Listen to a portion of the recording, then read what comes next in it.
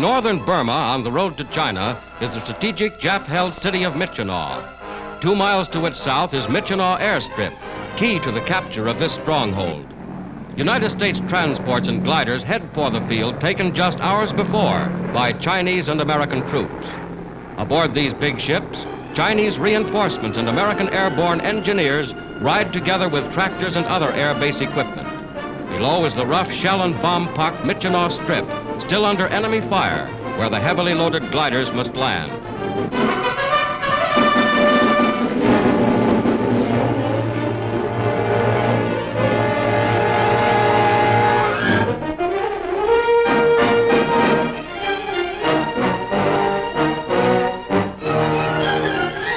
Watch this glider. Coming in fast and low, it heads for what appears to be an unavoidable collision on the closely packed field.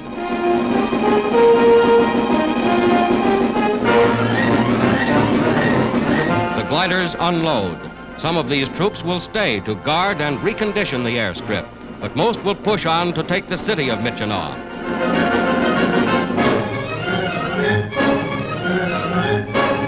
Uncle Joe's chariot brings General Joseph W. Stilwell to the field.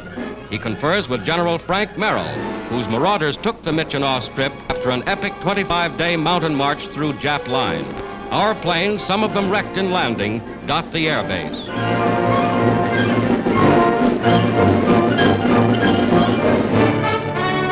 Jap opposition continues from the air. An enemy plane comes over to attack the field.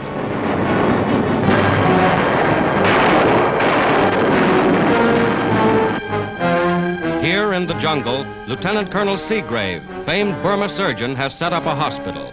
He operates on casualties while our fighters provide cover overhead. Myitkyina airstrip is an important stop on the air supply route to China. Thanks to American and Chinese soldiers fighting in hot, insect-ridden swamps and jungles, it is now in Allied hands.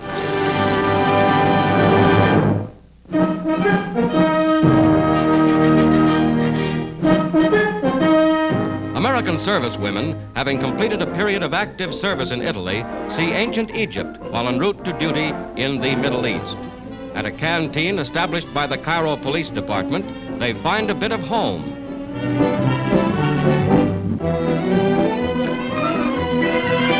Like thousands of tourists before them, these American Army women visit the Sphinx and the pyramids.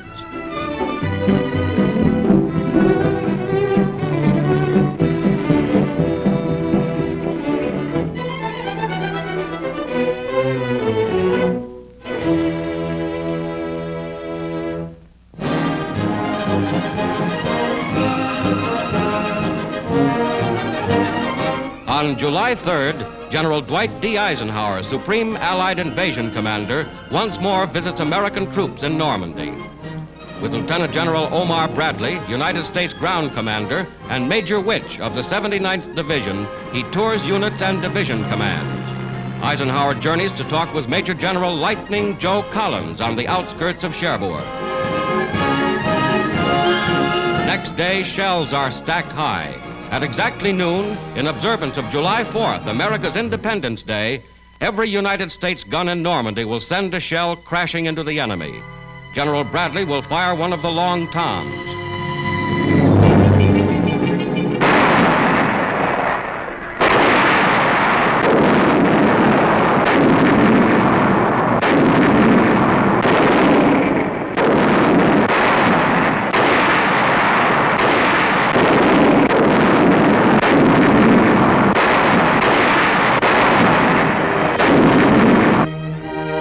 In the French town of Grand-Conlé-Bain, liberated Frenchmen join in celebrating America's Day of Independence.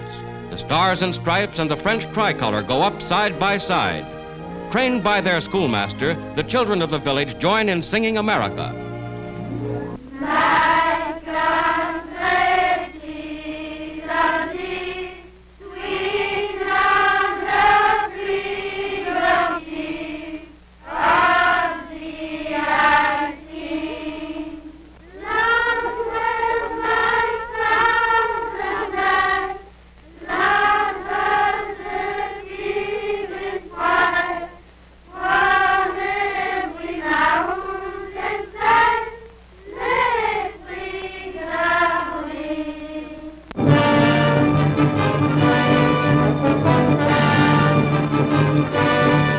Saipan Island in the Marianas, great Jap stronghold just 1,500 miles southeast of Tokyo. Here, American carrier-based planes land at recently captured Aslito airstrip, now renamed Conroy Field. For 3.5 weeks, planes, ships, guns, and men have fought fiercely in the greatest land battle of the Pacific theater to date. The carrier planes gas up for action. Nearing the final stages of the campaign, fighters and bombers take off to smash the Japs in the northern tip of the 75-square-mile island.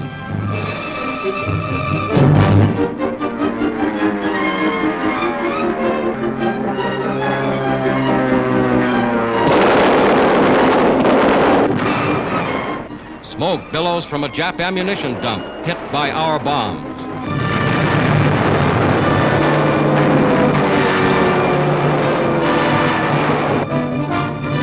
On Hill 500, north of Conroy Field, Lieutenant Colonel Evans Carlson, famed Marine Raider commander, sees the progress of the battle as United States mechanized equipment and men move up in force against the enemy. Marine and Army divisions, backed up by Vice Admiral Mark Mitcher's Task Force 58, must complete the annihilation of 20,000 Japanese troops on Saipan.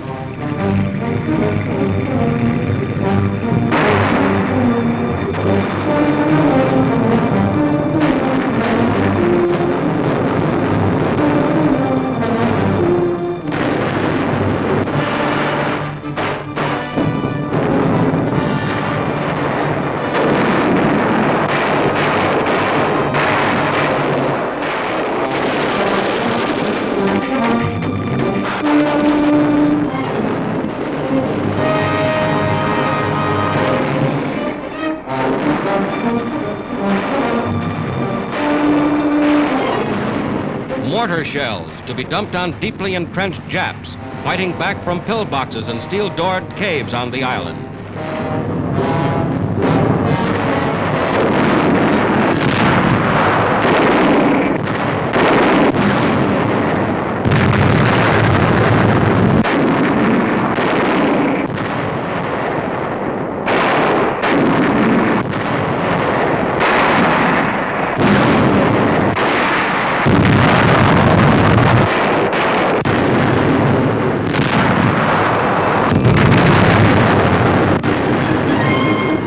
Direct hit on a Jap cave as relentlessly United States guns clear the path for our advancing forces.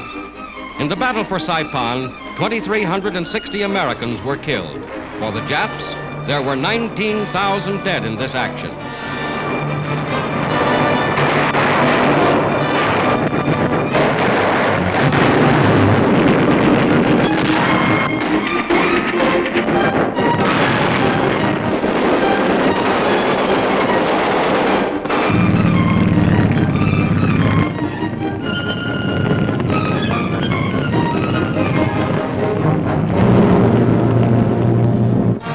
Capture of Saipan, the Allies are now within 2,000 miles of Tokyo, the Philippines, and Formosa.